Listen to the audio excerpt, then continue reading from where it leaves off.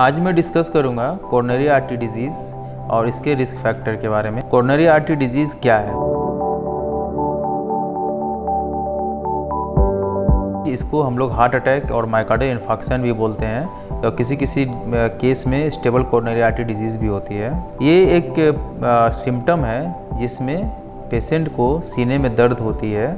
अगर वो थोड़े दूर भी चलता है तो सीने में दर्द होती है, या सीढ़ी चढ़ने से दर्द होती है, या कभी कभी खाने के बाद दर्द होती है। स्पेशली रात में सोते समय खाना खाने के बाद दर्द होती है। ये बहुत ही आम और कॉमन प्रॉब्लम है।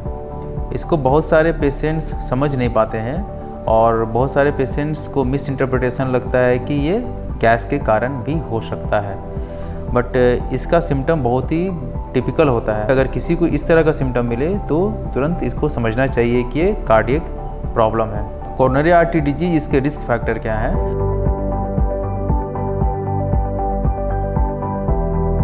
इनके रिस्क फैक्टर में सबसे इम्पॉर्टेंट डायबिटीज़ है, जो कि आज के समय में बहुत ही कॉमन है। Second risk factor blood pressure, जिसको हाइपरटेंशन बोलते हैं। थर्ड डिसलिपिडीमिया और high cholesterol level. Fourth risk factor smoking. बहुत सारे ऐसे भी पीपल होते हैं जो कि स्मोक करते हैं। स्मोकिंग करने से हमारे अंदर जो एंडोथेलियम होती है उसमें डीनेचुरेशन हो जाती है, एंड जो कोलेस्ट्रॉल है उसमें डीनेचुरेशन होकर वो धीरे धीरे ब्लड वेसल्स में डिपॉजिट होने लगती है। अगला रिस्क फैक्टर है एज, क्योंकि जैसे जैसे पेशेंट का एज एडवांस होता है उनमें कोरोनरी आर्टरी डिजीज और हार्ट अटैक होने की संभावना ज़्यादा होती है। फैमिली हिस्ट्री भी एक रिस्क फैक्टर में, बिकॉज बहुत सारे ऐसे फैमिली है जिसमें अगर किसी के फादर को हार्ट अटैक से डेथ हुआ है तो बहुत अधिक चांस होती है कि उनके बेटे या बेटियों को भी हार्ट अटैक या कोरोनरी आर्टरी डिजीज होने की संभावना रहती है।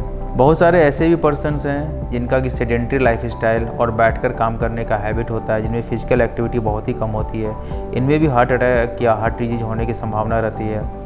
ओबेसिटी या मोटापा, वो भी एक तरह से रिस्क फैक्टर है जिसके कारण से कोरोनरी आर्टरी डिजीज़ होने का चांस रहता है। तो ये सब रिस्क फैक्टर को हम लोग अवॉइड कैसे कर सकते हैं?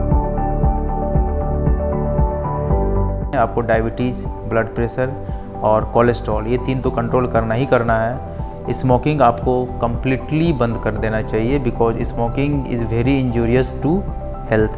आपको एक्टिव रहना है। Any form of physical activity is recommended and it is beneficial to your body. Second, obesity को रिड्यूस करना है। BMI शुड बी 25 और within 25, not more than 25, या आइडियल बॉडी वेट बोला जाता है। और वेस्ट सर्कमफ्रेंस को भी मेंटेन रखना है, जिसमें कि आपको 90 से ऊपर वेस्ट सर्कमफ्रेंस नहीं जाना चाहिए। इसके अलावा आपको बीच बीच में हार्ट चेकअप भी करवाते रहना है, जिसके कारण ये पता चल सके कि फर्दर मुझे कोई प्रॉब्लम है या नहीं।